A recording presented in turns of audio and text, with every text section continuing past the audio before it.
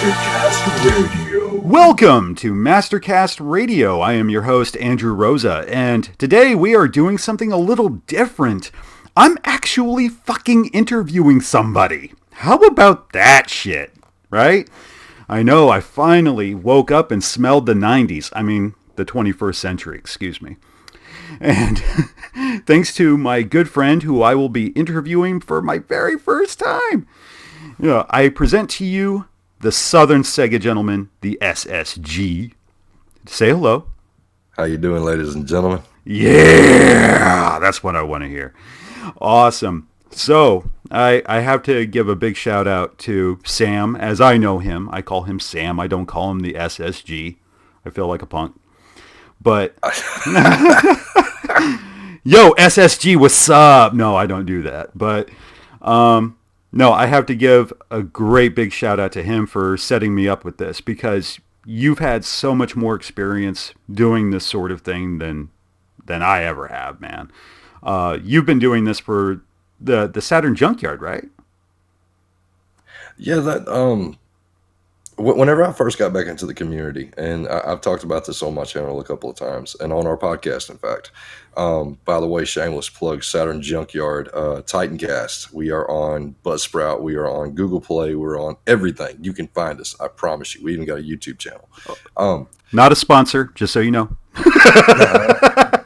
Just saying. Now, granted, I'm not.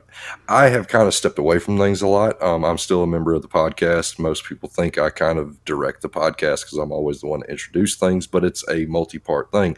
And to get back to what you were talking about, whenever I first got back involved with the community, I wanted to produce some kind of content for the community outside of just post. I mean, we were a Facebook group, and basically the idea was, at least my idea that I pitched was, let's start a podcast. And there was a couple of other members, a couple of other admins who were behind the idea. And we all came together. Brian, the virtual schlub, my buddy from the Junkyard, he came up with the name, the Saturn Junkyard. And not the Saturn Junkyard, excuse me, Titancast. And it just rolled with it.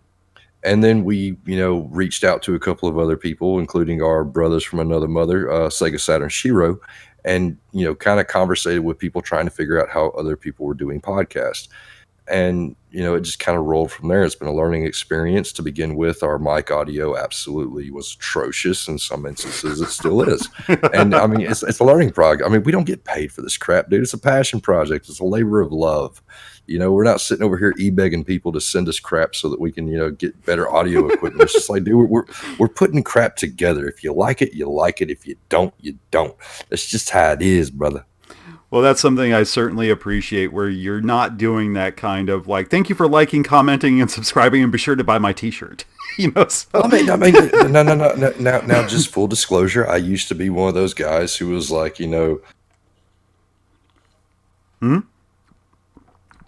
I just heard a crap ton of static from your mic. I was trying to be like, hold up, is his mic gone crazy? But oh no, just I'm for sorry. Full disclosure, at one point I was one of those guys who was in my videos like, if you like this, hit a like button, blah blah blah, subscribe and all. And if you've noticed, I've stopped doing it because it's pointless. If somebody likes something on YouTube, they're going to like it. If they want to subscribe, they're going to subscribe. That's right. That's just how it is. Most people who use YouTube, who are going to subscribe to your channel, are going to subscribe. If you have to tell somebody to subscribe, they probably don't know how to use YouTube properly, like I did for years. In fact, I never subscribed to a channel to begin with until like 2014. I know. Wow. I've been using it since 2008, and I didn't even know what the hell a subscribe button was for. But that's kind of my deal. It just works that way, man. If somebody watches my stuff, dude, that's awesome enough right there. I mean, granted, I would love to get paid to make videos, but then I think about it, and I'm like, shit, I have to make videos all the time. And it's like, nah, man, I ain't cool with that. Well, it is something to consider at some point, because there was a time when I had to start thinking, like, what happens if I blow up and this can sustain me, And does it become a job then? Well, it does. It does. It becomes a job at that point. I mean, there's so many people, most notably, I'm not even going to mention names. I'm not going to be that guy up in this podcast. But there are a number of YouTubers in the past couple of years who have kind of publicly come out and gone, Oh, and I mean, anybody who watches YouTube gaming channels is going to know who I'm talking about, but I'm not going to name names. We're just going to keep it civil. All right. Yeah. People have come out and been like, I've quit my job. I'm doing YouTube full time. And that's great. That's absolutely cool. And I have absolutely no problem with people that do that. My issue is, if you do that, then you realize that you are putting yourself completely at the behest of YouTube, the algorithm, and your subscribers. Um, I don't have I don't have an issue at all with someone doing YouTube full time as a job, making money off of it because it is entertainment. Right. I don't even have a problem. I was actually talking to somebody today over dinner. Me and my wife went out and we were talking about some stuff. And me and this guy got up in the conversation of YouTube. And I don't even have a problem with Patreon or any of the rest of this crap if it's used as it was originally intended to. Like, hey, if you want to help me out, that's cool. Here's if you want to send me $2 or $3 a month, that's great. I can, give you something back for it. But what it's kind of turned into is a lot of people going, oh, if I don't get Patreon, if people don't send me money, if you don't donate, then I'm going to go homeless. It's like, bruh, go back to work. Yeah. It's like, I don't make videos all the time because I work. I have a family. I have responsibilities. Believe me, I would love to have videos out constantly. Just look at my upload rate. It is not in any way normal. It's like when I get it, I get it. But whenever you're working on diesel engines all day and your hands are covered in grease and oil and you cut the shit out of yourself every single day, some days when you come home, it's like, I don't care what I was thinking about video wise. I just want to relax. Yeah. Yeah. I feel you. It's strange. Like, a part of me worries that if this became a job, my passion for it would diminish. That's my big fear. So, admittedly, I'm game to try, partially, somewhat, not entirely sure. It's, I don't know. I'm just afraid that if it became a job, I would lose my passion for it, and I wouldn't want to keep up.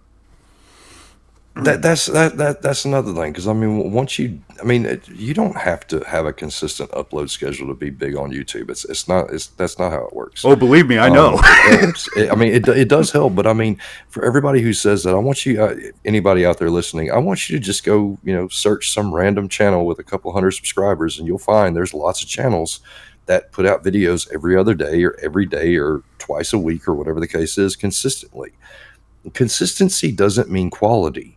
And quality doesn't have to necessarily be consistent. There are plenty of YouTube channels that have hundreds of thousands of subscribers and get hundreds of thousands of views every couple of days that literally upload once every couple of months. I mean, there's just this thing that's become, oh, I want to be a YouTuber. It's like, YouTube was originally intended for you to broadcast yourself. That's what it was. I mean, Right. It literally used to be the tagline. I don't know if it's still there. It has become something entirely different. The chances of you becoming YouTube famous aren't actually that terribly low. But the possibility of you becoming YouTube famous and rich, those are extremely low. Yes. There are hundreds of thousands of minutes. I don't know if that's correct, but there's a shit ton of time of video uploaded to YouTube every single day. You are competing against that every single day. So my biggest advice to anybody, and granted, I'm a newer channel. I mean, granted, I have kind of, my channel's got a lot of subscribers for how old I am and how many videos I have, in my opinion. But, the deal with it is that do it because you love it, man. Do it because you love it. I love making content. I love the work I do. I love the artistic ability I have with my channel. I thoroughly enjoy putting out information for other people to learn and for other people to garner. And the thing I really love is the interaction I have. If I have 100 people watch my video, and even if 20 or 30 people like the video, if no one comments, it just kind of sucks. It's like I want to talk to people. I do it as a community thing. I really don't even. I mean, I've talked to AJ about this before. I really don't even like calling my subscribers fans. It's just kind of weird still. I call them viewers. Viewers. Yeah, I don't even know if you call, I don't know what to call them because it's just like, I don't know. I mean, it's just a weird thing, and everybody's got their own way. Everybody's got their own way of looking at it. But the thing is I'm not doing YouTube to get famous. I don't think AJ is either. I think that both of us, you and me, are doing this because we love talking about games and we love the artistic ability that comes with shooting video. We've spent many an hour talking about video and cinematography. I mean, we talk about cinematography more than we talk about games. Almost as much. Yes. Nah, dog. We talk about movies a hell of a lot more than games. Well, we do fall into our things where it's like misconceptions about platforms and shit like that. But yeah, I know what you mean. We talk a lot about movies and technique. And here's a secret for anyone who doesn't know. Me and AJ both shoot all of our videos in 24 frames a second. So go team. Yeah, you're gonna forever look at my videos like, oh my god, this isn't 60 frames per second. It never was. Still looks awesome. Just saying, I'm pro 24 frames, bruh. But it's just, I don't know. There's people who get into this for all different reasons, and if your only measure of your success with the platform or the success of your channel is how many subscribers you have, you're not, or how much money you're gaining from YouTube, you're not doing it for the right reasons, in my opinion. I totally agree there. So that's that. I mean, that's just YouTube itself. The whole thing is just this amalgamation of so many different ideas, especially in this day and age, because YouTube now is completely different than it was 10 years ago, even 5 years ago. So everybody's got their own reasons. Everybody's got their own wants and desires. And I think so long as everybody just does them, it's cool. Just let other people be happy. And if you want to be happy, regurgitating the news cycle every 24 hours, cool. If you want to play videos of you playing games and not talking, cool. If you want to do walkthroughs, cool. If you want to do cinematography, cool. If you want to just be an asshole, cool. I don't care. Just don't tax me into oblivion and stop taking my shit. Well said, sir. Well said. But yeah, folks, that's your introduction to the SSG. This is what our conversations are like, believe it or not. Like, I'm just a good old Southern fried country boy, baby. Yeah, romancing your way into my girl's pants. No, it's terrible. It's that accent, man. There's just something about the accent that gets to the women. I don't. And the thing is I like try my best not to push the accent when I'm talking in this format. I mean, you've heard me on the phone. It is a completely different person sometimes. Slightly. I mean, to me, I'm used to hearing you this way, so it's kind of like how, like, okay, my brother is 8 years older than me, so I'm 35, right? And for the longest time, no matter how old he was, I still saw the same 16-year-old with a mullet and a Motley Crue t-shirt. That's all my mind would see. And now I haven't seen my brother like in the flesh and for almost 10 years now. In fact, it has been 10 years since I've seen my brother in the flesh. And he started sending pictures now that I have a nephew I have yet to meet. He started sending me pictures and he has like gray hair and crow's feet and shit. I'm like, what the fuck happened? Like, it's kind of like when your dad has a mustache for, more than half your life, then the asshole up and decides like, I'm going to change. And you're like, what the fuck were you thinking, you stupid bastard? It's, what the fuck?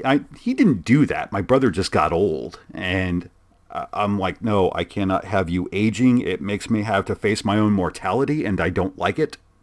You dick. As if he did it on purpose. He didn't. He just got old. It's all about you, man. It's all about you. Oh, yeah. No, I am a self-centered dick. I will tell that to anybody. All right? That's the reason I don't have fucking children. Power to you for having children.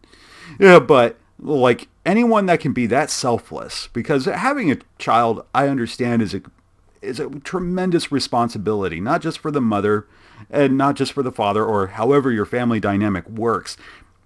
That raising a person not to be an asshole is remarkable. It's a tremendous feat. I mean, at first it seems easy when they're small. Like, okay, maintaining them, changing them, feeding them, all that kind of shit. After a while, I'm sure, okay, I've got this down. And you're filling their heads with your ideas and how you want to raise them and how hopefully they'll interact with others and so on. But then you put them out into the fucking world. And then they have all those other influences coming at them. And it's like, shit, you're going to fuck up my programming. You bet. It's programming. Well, I mean, that's what we kind of do. I mean, even we kind of program them with our own sensibilities and shit like that. But like, my mom was weird. She wanted me to grow as a person. Like, she would never, if she didn't have like a definite answer for something like a fucking fact, then it's like, I don't know. She wasn't afraid to say, I don't know. And then we would try and find an answer together. So I've been a free thinker for a very long time. The world needs more of that. Tell me about it, man. But, it's... and so often I play devil's advocate because I try and understand and empathize. Even if I don't agree, I'll be like, all right, I think I get where you're coming from. I think. I'm not positive. But it's, that's what I do. But you try and do that for a person that's growing, and then you put them out into the world, and then they get friends, and they're fucking idiots, and it's they want to date, and you're like, fuck, and then you try telling them like, hey, be careful, do this, do that, just be aware, and they're like, oh, I'm young, I know what I'm doing, and then they fuck up.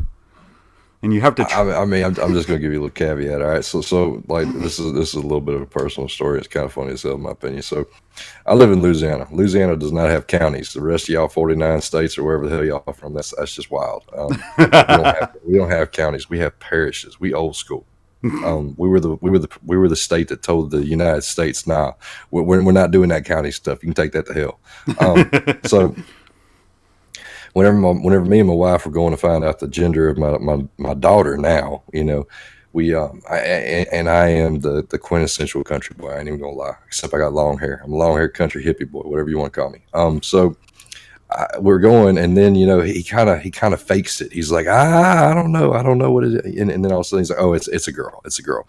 I literally just stood up and looked at my wife and looked at my wife's friend and looked at the doctor. I said, well, I guess I just need to go on down to the parish courthouse and turn myself in before this gets too wild. I mean, you're going to have that stuff, dude. My daughter wakes me up in the middle of the night. You walk by her room and you're sitting there like, is she okay? I mean, it's just part of it, man. It's like everything else in life. You don't know how to do it. You just do it. You just roll with it. And you try to do the best you can. And I think that's what all of us do in every aspect of life. We just try to do the best we can, and we screw up. And that screwing up helps us in the long run. As long as you don't screw up too bad. If you screw up too bad, then you kind of sometimes you don't get a second chance. But if you're not messing up, dude, it's like whenever you were a kid. I know everybody uses this analogy, but it's the truth.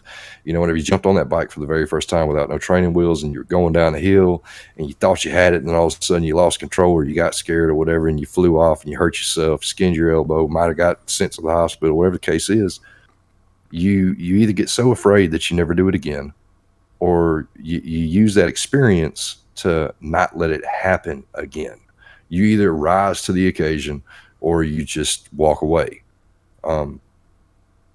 In my instance, I have tried to rise to the occasion every time, and you and me both know I haven't had the greatest life, and hell, I made a video about it. I have no shame in talking about my history, and the impact games had on it. I mean, we're both gaming channels, and we're sitting here talking about, daughters and stuff like that. But, free form, man, free form.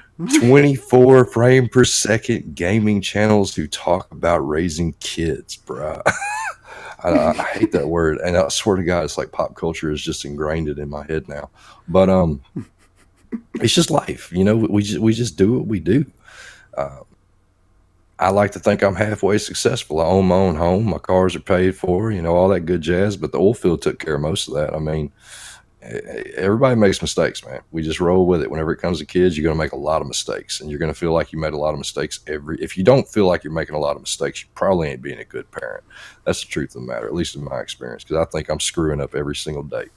But so long as my daughter goes to sleep at night, so long as she is healthy, so long as she is full, so long as she is not crying and screaming, and she is jabbering her little face off when she's awake, and she wakes back up in the morning, and I go to get her ready for daycare, but we call it school. It's school for her. Whenever I get her up in the morning, I get her ready to go to daycare, and I see that big old smile on her face after she's like me. She does not want to be woke up. She's like a train could run through this house, and me and her would be perfectly fine. We would curl up in a ball and just be happy to the world. My wife, on the other hand, that's a whole different story, man. That woman wakes up at the drop of a dime. But so long as she's okay, I'm okay. That's what it all boils down to. My life does revolve around my daughters now because I have to take care of her. She is, fragile. She's, I have to take care of her until she's big enough to take care of herself. And I have to teach her how to take care of herself. That's the point of being a parent. And what's really cool about all this is that, whenever she grows up, she's got a mother that's a Nintendo freak, and she's got a father who grew up Sega diehard. And today I won in the competition for what camp she's going to be in because I had a Virtuon stick in my lap in front of her, and she come up to me, and I taught her how to use the Virtuon stick, and she had the controllers, and she was doing the little click, click, click, click, click, and she was just giggling and laughing and loved it. And I showed her all the buttons, and she's pushing the buttons, and she's happy as can be. And it's awesome, dude. I just got off work. I had a shitty ass day at work, come home, and I get to sit there and play with my daughter on the floor with a damn controller from 20 years ago. That's awesome. That's what it's all about. Gaming, love, family. That's what life's about. Just enjoy yourself. We ain't got but one of them. Well, in that same vein, that is something that has always, hearing that gives me joy because, okay, my father wasn't really around. He was all about working. Work, and he hated video games. He thought they were stupid. He was an odd motherfucker, He's still technically alive. I just haven't talked to him in a very, very long time. But no, for me, playing video games, watching movies, that was all bonding time with my mother and my brother. Because my mom's a tremendous cinephile. She loves movies. She got me into, I remember watching The Shining when I was 5. And I loved the movie, and I would be like, Mom, how did they do the elevator? And she would say, oh, no, they did this, that, and the other thing, because she would read up on that shit, because she would buy books about movie making, because she liked the magic of it. And she started telling me about all that shit, and that's how that came about. But then, what she used to do with my brother, they were very poor for a time. She was working 2 jobs. She was a jailer for the Los Angeles Police Department, and part-time, but then she would also work at a Jack in the Box. That was her thing. And when they had a little money, they would, just to get out of the house, they would go to one of the local piers. This was back in San Pedro in California. And she would go out to the pier, they would go to the arcade, and they'd play arcade games. That's what they would do. And that carried over into when we bought game consoles. Finances improved. He got an Atari 2600. He then got the ColecoVision later. He got the Master System, then the Genesis, and time flew. And we would play video games. I used to play Side Pocket, a pool game for the Genesis. But Mom realized she had a captive audience, so she was able to ask me about my day, what I thought about, this and that. And we'd go back and forth. We would talk about movies, music. We'd talk about the video games. If we got a particularly awesome game, like when we got Twisted Metal, we were talking about how the hell did they do this shit? It's amazing, and all that kind of stuff. And the same with my brother. He would tell me about his kind of life, and he would tell me stories because nothing was really off limits. Yeah, and that was all bonding time. And that's what kills me when people talk about video games and how they're stupid, get your kid out of the house. I'm like, you know what? I don't think it really matters how you spend time with your children so long as you spend time with your children. Right. Whether you're playing video games, you're going out to the movies, or you're going and playing outside. It doesn't matter. As long as you're spending quality time with them and actually giving a shit, you're going to be okay. And because I have lots of fond memories wrapped up in game consoles. Like when my brother first bought Technocop and we played the shit out of that. And of course I fucking hate it now. It's a terrible fucking game. I don't like it. But I still have warm memories. That's why I hold on to the fucking cartridge. It's still like complete in the box. I got rid of the original cartridge. Like not the original one that we had, but I had one from my Life with Sega days. I got rid of that shit because I thought I'm never going to play it again. But no, I'm like, fuck it. There's one complete in the box. It looks great. It's $5. Fuck it. If all it does is sit on my shelf, I'm buying it because of the sentimentality of it. And it's the same thing with the gray box because Mom and I would play Twisted Metal every other day. We would do a few death matches and shit like that. And if my brother was home, he would jump in. We'd go back and forth playing the game. And then when we got Twisted Metal 2, then it was all about World Tour and co-op and trying to beat the game, going through the difficulty settings, trying to see if we'll get a different ending or some crazy shit like that. Well, going through our obsessions. Like I was obsessed with Resident Evil, but Mom was obsessed with Tomb Raider. So it's like trying to fight for the PlayStation. Mom, you've been playing for 2 days. She's like, no, I haven't. I'm like, Mom, you've been playing for 2 days. You've been playing Tomb Raider for 2 days. Have you slept? And she's like, no.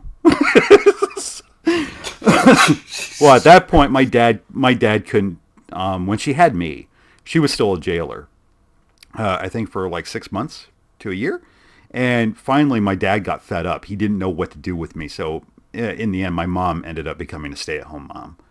Yeah, and that's fine. But I don't think there's any shame in that. Anyone that tries to shame a parent that stays home and raises fucking kids, you're a dick.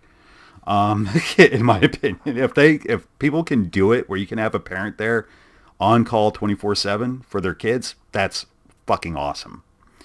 Because I think, hey, I was raised that way. I'm okay. I haven't killed anybody yet. I think that's a plus. Dude, my wife was like that. My wife comes from an adopted family. My wife was adopted, and her mother was a stay-at-home mother. I'm not going to get up into politics. This ain't the place for it, but I really think that we need to just, people just need to step the hell back and realize that what other people do is their business. And if it ain't hurting you, it ain't hurting you. There are plenty of people, these kids in different ways. There's homeschooling, there's private schools, there's everything else, just prime example, your experience growing up versus my experience growing up. We both turned out pretty damn good in the long run. We had some rough roads. Shit wasn't always great, but we are where we are. We're productive members of society. And that's really all you can ask for, Yeah, I pay my fucking taxes. I don't hurt people, that don't deserve it. I wish I didn't have to pay tax. Keep my damn paycheck. Y'all stay out of my money. Fuck your roads. Yeah, that or just let's be absolutely clear what you're spending it on. For real. I don't need any more $10,000 toilet seats. You can take that the hell on. I ain't got no time for it. Great. Now I have ID4 stuck in my head. It's like, where do you get the funding for all this? And it's like, you don't think they really spend $5,000 on a hammer, $10,000 on a toilet seat, do you? I'm telling you, dude, I have quoted that line so many times. I love that movie. Like that movie was, I saw that movie in the theaters as a kid growing up, and my little brother, it was right before he was born. And this is cool. This is what's cool. It's a little side story. I know this has been more personal, not about games. We're going to talk about games here in a second. Hey, we're talking about the people that create shit. Let's talk about games. Yeah. So my little brother was in my mother's womb whenever we went to see Independence Day. Now, for all of y'all who are fans of Independence Day, you know that the second Independence Day, which I actually liked, I'm going to be that guy and say I liked it. It was a fun time. I think that's all it was supposed to be, was a fun time. But 20 years later, we have the second Independence Day. What's awesome about it is that my little daughter was born 20 years to the day of my little brother, the exact same day, in the exact same hospital, almost the exact same time of day. Wow. That was his 20th birthday present. That's what I told him. But what was awesome about it is that 20 years after I had saw that movie with my little brother inside my mother sitting right beside me, I got to see the second movie with my wife and my daughter inside of her right there beside me. So that's kind of it was a tangent, but I had to talk about it. It was cool as hell. The symmetry, it's awesome. It's cool, man. But we got to talk about games, man. And I'm gonna tell you what. AJ. Lately, you've been putting out some of these videos about this console that's not Sega, and I know that you got a lot of peoples on your channel who enjoy these new videos. And I'm not saying I don't. I do. But if you're going to continue with this non-Sega stuff, you're going to have to figure out some kind of name besides Mastercast TV, maybe like Master Atari Cast or something. I don't know what you're going to do, bro, but you got to change something up, man, because Well, I need some damn Sega in my life, man. I mean, I feel like I'm one of the only Sega, and I'm not even a strictly Sega channel, but Jesus Christ, it feels like it. I know what you mean. I feel you. But it's one of those things where you find a new toy and you just get completely wrapped up in it. And I don't know how some people feel about this, but really, for me, I've been living with Sega. Like, I grew up in a Sega household. I mean, sure, we had the Atari 2600. We had the ColecoVision. Those were my first gaming experiences. Shortly thereafter, my brother got the Master System. Then he got the Genesis. And we were one of those few that were early adopters for the Sega CD. And so I've been Sega since 88. Yeah. It's been a part of my life for so long. And yeah, my first love is most certainly Sega, but in that love, I kind of got really narrow and I wasn't letting a lot of shit in. But as I grew older, I started playing more stuff. I mean, sure, I got a PlayStation because I couldn't afford a Saturn. And I had to weigh it because at that point, when the Saturn and the PlayStation had come out, game consoles were still a luxury. And they were a luxury that had to satisfy all the people in the house that would be playing it. And at that point, I was the only person that wanted a Saturn, and it was more expensive. There came a PlayStation, but we all loved it because we got Twisted Metal. That was the game that converted us to PlayStation. And it was awesome, and we stuck with it for a while, and we got to play Resident Evil, Tomb Raider, all that shit, Silent Hill, Metal Gear Solid. Metal Gear Solid is still my shit. I love that fucking game. And but still, my passion was Sega because when all the consoles died, when they were all discontinued right before, the Dreamcast really got steam, all the consoles were discontinued. And I went to Toys R Us with my birthday money and I blew $120 of birthday money on buying consoles, Sega consoles. I bought each piece brand new for $20 from Toys R Us.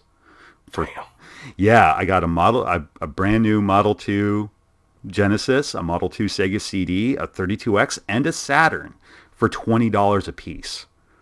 And it was amazing. And because I got all these consoles, the games were discounted. So Mom actually threw me some more money. It's like, you know what? You're going to need games for those. So go ahead. And I think she realized then I was going to be like a historian of some sort. And, and because she taught me to keep all the boxes, and I did. And so it's like Sega's been a huge part. And because I've been so deeply involved, and before I had my life with Sega, I was all Sega. That's all I did was Sega. I mean, sure, I did a lot of games that were only available on Sega platforms. Not too many Sega games because around that crowd, you have a lot of people talking about the first party shit, talking about Sonic and all that. And really, what more can I say about Sonic that hasn't already been said? I mean, dude, personally, to me, Sonic has always been overrated. I just never really got up into it. Of course, no, hold on. I know I'm going to catch flack for it. People are just gonna be like, dude, how can you not like Sonic? I honestly don't like platformers. That's the thing. For y'all who don't understand, me and AJ are a couple of years apart. I did not get a console, period, until 1995. That was a Genesis Model 2 that was used from my cousin. I got Sonic 2 and I got Streets of Rage 2. Those were my two games. I literally played Sonic for like 30 minutes. And what was stupid is that my mother, whenever she finally got me a Dreamcast years later, she got me Sonic Adventure. And It's just like but it was like one of the few games that was actually out. There wasn't a lot of games at launch for the Dreamcast. Not that I can remember off the top of my head. So I mean, I can understand why she did it. Everybody was like, get Sonic, it's Sega, and Sonic was Sega. But I just never really cared for platformers. I never really cared for things like Mario and stuff. I mean, I'll take that back. There are some platformers on the Master System I really love, but they're more kind of like adventure games. Like Alex Kidd, I don't. like that. Yeah, for me, gaming really didn't start until 2 years later when I got my Saturn.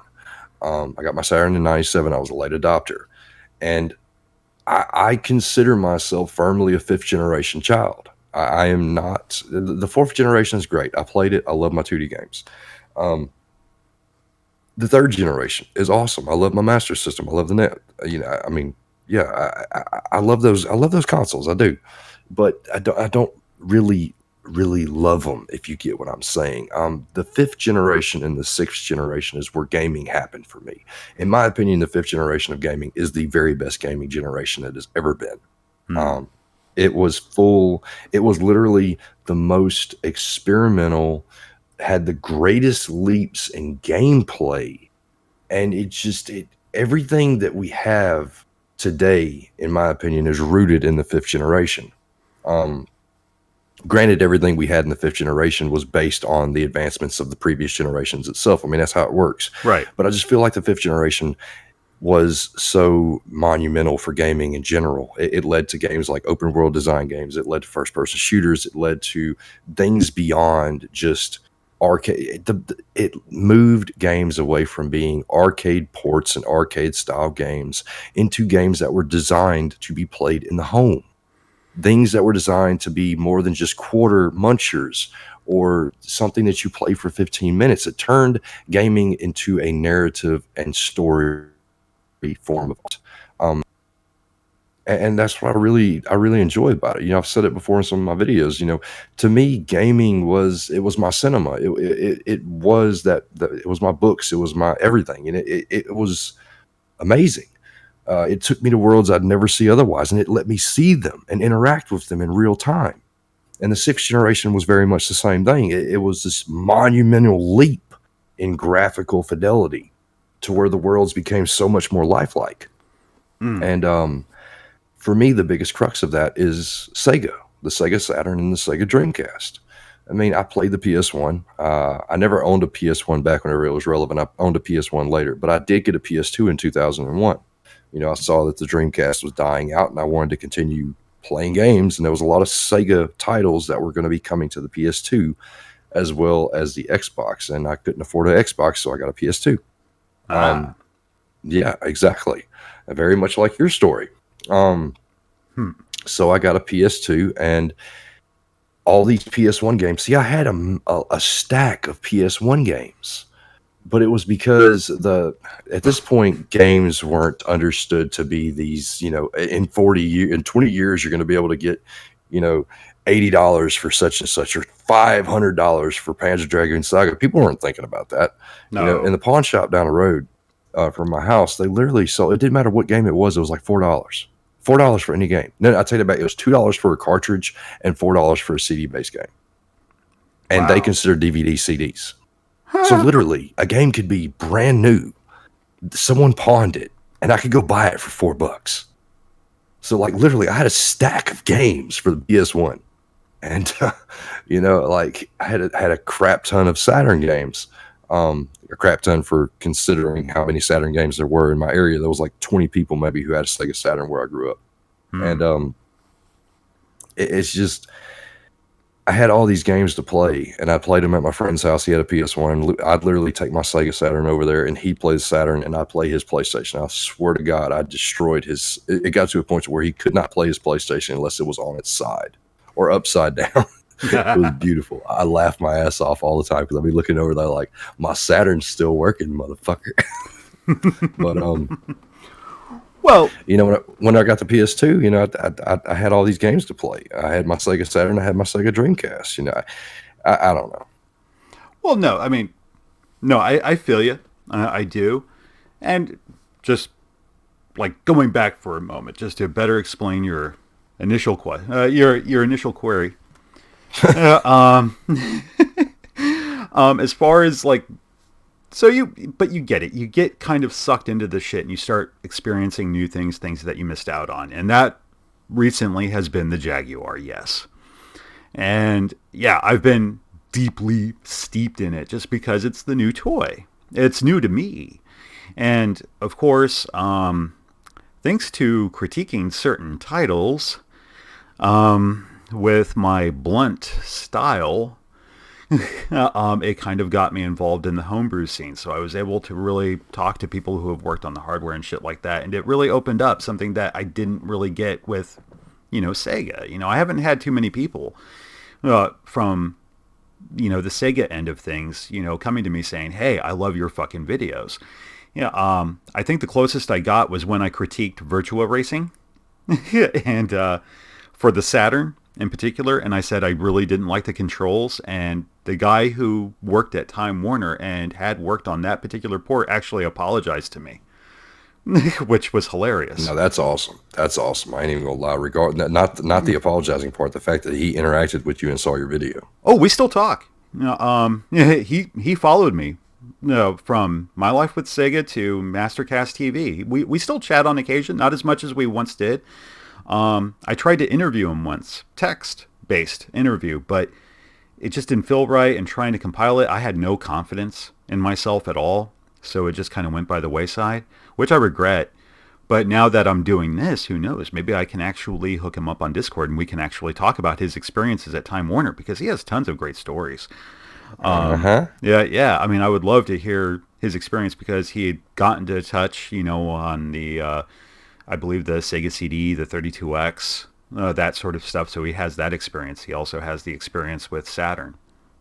So that's awesome. But that's really been my sole interaction with somebody from that side of the fence. Where with, Atari, not only have I gotten to talk to Lawrence Stavely, who did Rebooteroids, that has been awesome, and I've been able to bend his ear about the technical process. I mean, this is a guy who designed the Raptor API so that you can actually use BASIC to program games for the Jag. And that's pretty fucking cool. And he does numerous ports and shit like that, and helping me understand the misconceptions about the hardware. That's really cool. And he has a ton of experience, and not just with the Jaguar. He's worked on the Atari ST, the Falcon, all that shit. So he has years of experience to throw at, and that's pretty cool. And I also got to talk to Albert Rosa. I mean, we're actually Facebook friends now. We chat shit. So, and Albert runs Atari Age. That's pretty fucking cool. Yeah, and that's just awesome. So it's been a very warm and inviting environment, in spite of some people that will remain nameless. So yeah, it's a new toy. I'm stuck on the Jaguar for right now. Kind of. I'm getting out of it. We're going to use this to talk about some of the new shit I've got going. Thanks to you and a couple of viewers. I have a ton of Saturn games that I'm really interested in talking about. I'm just finding the right time where I can dive into the games, give it my all, so that way I can give a good review.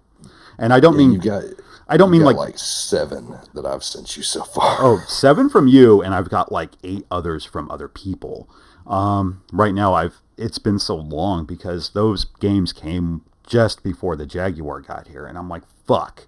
I saved their wonderfully handwritten letters so I can go back and get their names again. I felt like a tremendous dick. These people were kind enough to send me games, and I'm like, I can't remember. Was it Joe? I don't know. I'm getting old. I'm an old bastard.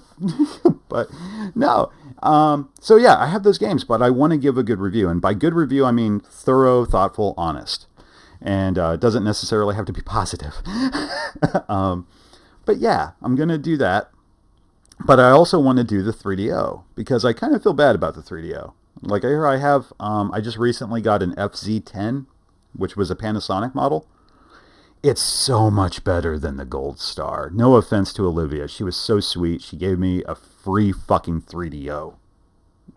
Yeah, but the Gold Star was kind of a low-end model. Also, this one understands copy protection. So that's yeah, that sucks. There's a few games on 3DO I really want to play, but I don't want to spend the farm playing the fucking games. Like, I still want to do an update to Doom where I talk about the 3DO game because I have to talk about that piece of shit. But it's expensive. Yeah, more than I want to spend on a game I'm fairly certain I'm only going to play for the sake of the review, then immediately want to destroy. Sounds to me like you need to get that 3DO modified. Oh, I don't have to now because with the FZ10, it doesn't have copy protection whatsoever. Ah, my boy, the pirate. Yeah. I like it. Yes, and also it doesn't scare me like the Gold Star. The Gold Jesus Christ. No, the Gold Star scares me because not only does it utilize a motorized tray, the laser assembly is built into the tray. That is concerning as fuck. Okay? Yeah. Yeah, that bothers the shit out of me. So I'm just looking at it going, I'm very thankful that Olivia didn't really get a lot of joy out of the 3DO because it works really well and everything like that. The battery is still very active. It has an internal battery, much like the Saturn and the Sega CD. And that's awesome. But that's another great thing, too, about the FC10. In order to get to the memory manager in the Gold Star, I need to use a software disk, to access it. So I either have to use the pack-in demo disk for it or one of the games that has a save feature. But with the FC10, all I have to do is just turn it on without a game in it and press one, I believe it's the X button, and boom, I'm in the memory manager. Done. So the FC10 is just awesome. I mean, there's a reason when the M2 was supposed to be the successor to the 3DO. That's why Panasonic pretty much got the exclusive rights to do the unit after that. Right. Yeah, they just knew their fucking hardware. They knew how to make it accessible. And you know what? I won't lie. The FC10 is rather sleek. It looks like a fancy game machine. I mean, it looks like it would be right at home next to a PlayStation. That's pretty cool. But also, it's a top loader where it doesn't have a motorized tray. It works very much like the Model 2 Sega CD. So I feel much better about it. But I do have a couple of games I want to do for that. Like I'm going to do an RPG. I'm going to do Lucian's Quest. I'm actually looking forward to doing that one because the last RPG I reviewed was fucking Panzer Dragoon Saga. So that was a while back, y'all. That was a while back. Yeah, that was a while back because I'm not a big RPG guy, but Lucian's Quest looks good. Like it appeals to me. It looks a little different from the norm, and that appeals to me. But also, I can do a proper do a whole fan debate thing where I can, because something that gets debated a bunch among Jaguar fans and 3DO fans, because we're defenders of the graveyard consoles, so to speak. So it's like, no, Wolfenstein 3D on 3DO is better. No, the Jaguar version is better. And they both have their pros and cons. The one thing I will spoil for motherfuckers listening to this, they're both great ports. And some for the same reasons. The most important one is you're still killing fucking Nazis and it's still fun. So there you go, boys. It's still fucking fun. And I have my nitpicks about both, but whether you have either console, you have Wolfenstein 3D for that motherfucker, you're going to be happy. So if you have the 3D version, you're going to be happier for perhaps much longer because it has all the expansion packs in there. It has all the levels from the expansions that were released. So that's cool. Oh, but for the Jaguar, I think it's only the main campaign. So it's just the original the original Wolfenstein on there. Yeah. That's it. It doesn't have the return or anything like that.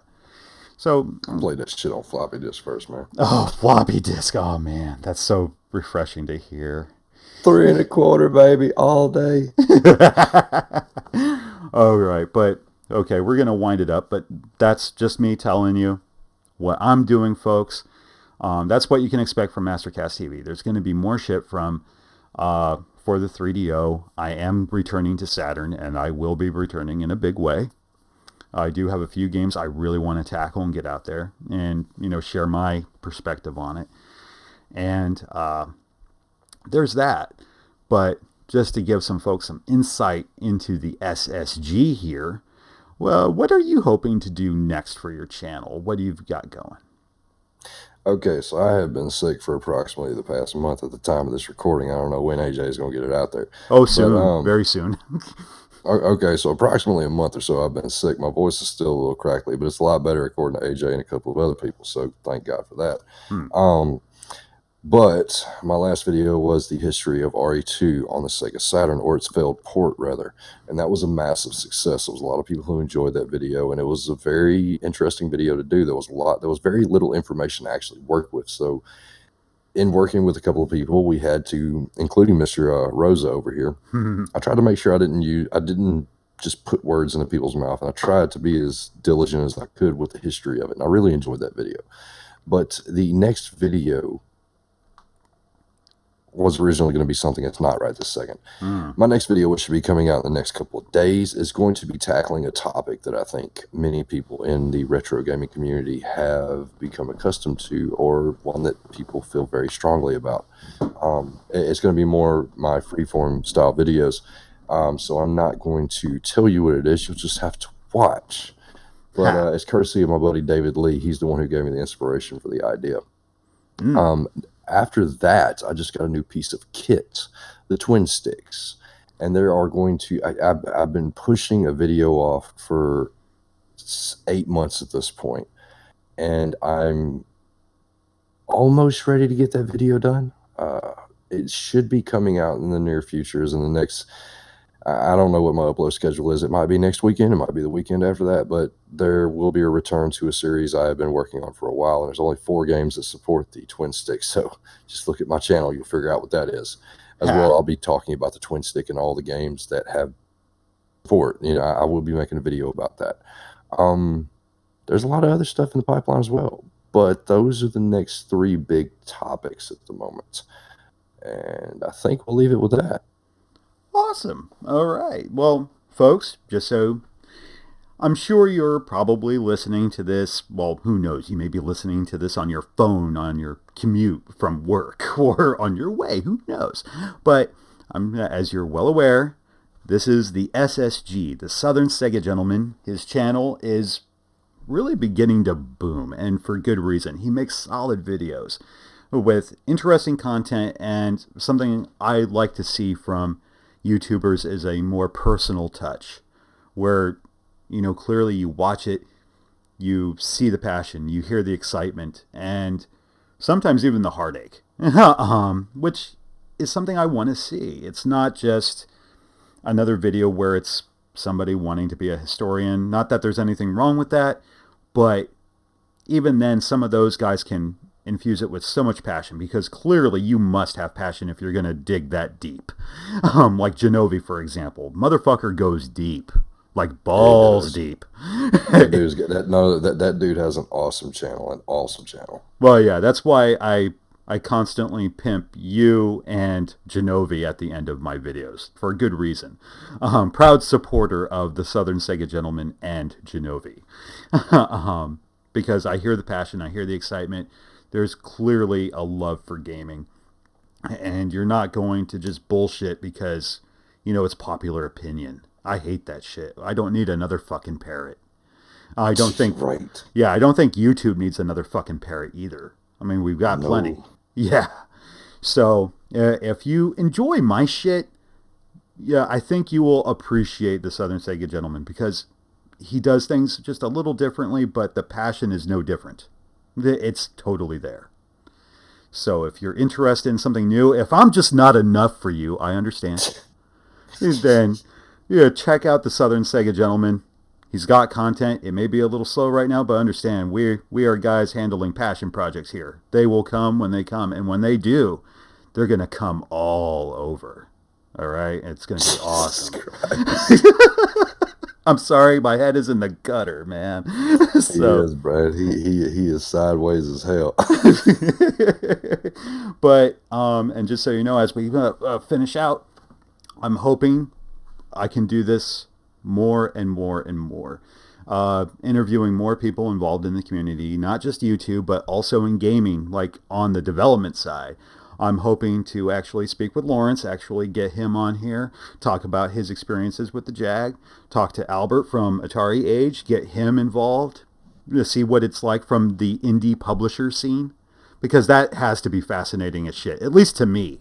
Because if you've bought any of his fucking games, the quality is undeniable. They look like first run shit. Hell, they look better than first run shit. It's like collector quality material here. I love it. And I've already bought like a bunch of games. Thank you, tax return. Got my money back, boys. Yeah. Okay, I'm getting Spies in the Night. Let's talk about Draconian. Yes.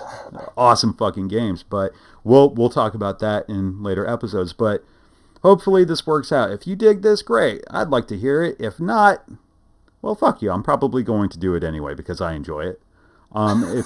It's nice having somebody else to talk to and not just talking to myself alone in my room in my Batman pajamas. With like surrounded by a pyramid of Pepsi cans and pot. I'm kidding. I don't have pot. I wish I did. No, with my job, no, I have to be drug and alcohol free. So, yeah, I take that shit in port. I take that shit seriously. But anyway, thank you very much for joining us on one of the longest fucking episodes of Mastercast Radio in the long time. I mean, I tried to tell you. No, it's my fault. It's my fault, but it's good. I didn't want to fuck up the rhythm. We find our rhythm. It's all about you, man, and I appreciate the shout out, and as well, I appreciate everybody who's listening to this podcast. If you've made it this far, you are absolutely fucking awesome. Yeah. Yeah, this is Snake. If you've made it this far, you must have enjoyed it. So hit subscribe. Jesus Christ. Otacon, it sounds like you're happy. I'm sorry. Now I just got him in my head. I can't help it. All I can think about is now that fucking line. You know what I'm talking about? That one where he's like, so patriotism is your excuse for circumventing the Constitution? You've changed, Colonel. Do such a good... For all of us here at Mastercast Radio, I'm the SSG. This has been AJ Rosa. He is having a completely psychological breakdown. This is us.